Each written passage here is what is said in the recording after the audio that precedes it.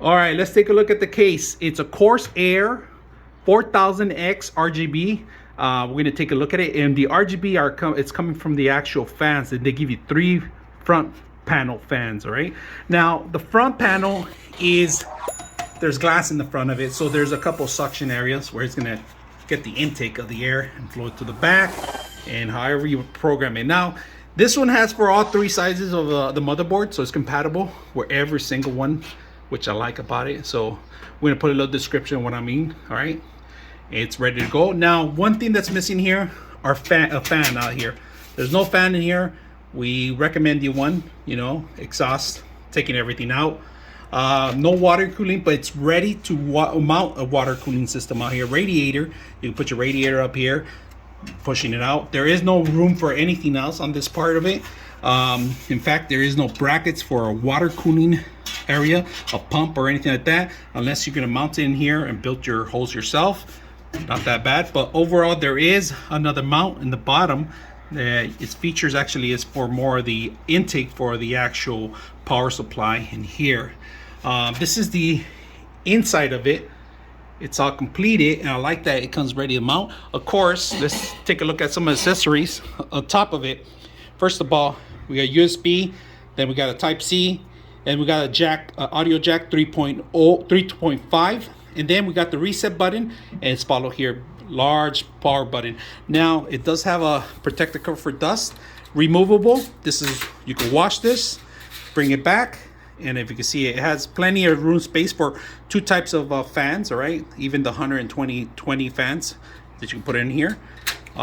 This is a plus. I like this. Let me show you guys. I have not seen this on any of the motherboards, but this is, I know it looks a little cheesy on that, but this is very clever because this is hard to get out, especially if you have no nails. All you got to grab is a little corner and just pick it up. So I like that. Very neat. Now let's take a look at the back of the case.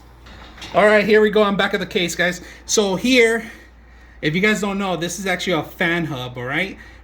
For multiple systems. If you include more than 1 fan and you don't have enough connections on your motherboard, you could accommodate through this system. And you have for 3 more settings. Right now, if you can see it, these are the 3 fans that we have in here. And you could actually control them with the motherboard and everything else ready to go. It has power connected here. Of course, you're gonna have to find the actual power in back of it. And when you get the system, they also include the box with all the accessories, right, which is the screws and some zip ties to make it nice and pretty. We do have plenty of room for the larger mechanical drives in here. We could also convert them to 2.5 cores, the smaller SATA drive or the solid state drive, like I said, but they have to be SATA connection. All right, unfortunately I don't see any other connection unless you buy the power supply with a different kind of the 4-point connection. You can do that. It has another filter here that you can remove from the bottom in here, if you can see it. So if you collect dust bunnies, clean it out in the bottom. This is a standard on a lot of machines, all right? But Corsair's probably were one of the first ones to come out with this stuff. Cable management, if you can see the cable management, it's all tied by these Velcro, every single one of them. I suggest unhook them after and then maybe tie yours when you're gonna run your own cable. The power supply and the reset buttons are following up with the actual connections are right here. They give them to you right in front of you. They're all labeled, easy to follow, and depending on your motherboard, you're gonna have to set them up how your motherboard instruction tells you. That's pretty much how it gives you the information. You do have a USB here, and of course they give you another one for the audio, and then we have your USB for your USB Type C connection in here, and I don't see any 3.0, so that's pretty much it. So let's go ahead and continue with the build that we're gonna do, and maybe we'll see a final solution how it looks like. The back of it, let's take a look real quick in the back of it. We have the space for our IO shield here. It tells you it's ready to go here and all the part. We have 1, 2, 3, 4, 5, 6, 7 racks that you could actually mount anything you want in here.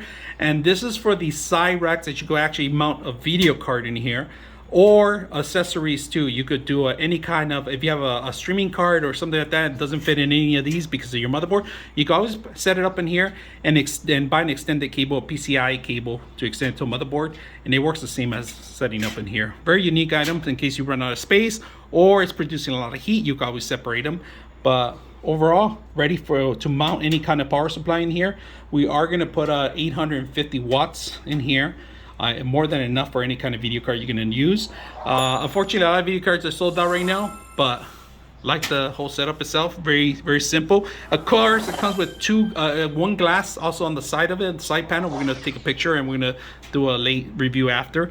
And of course, we got the metal part, which is aluminum base. So hope you guys like it. Let's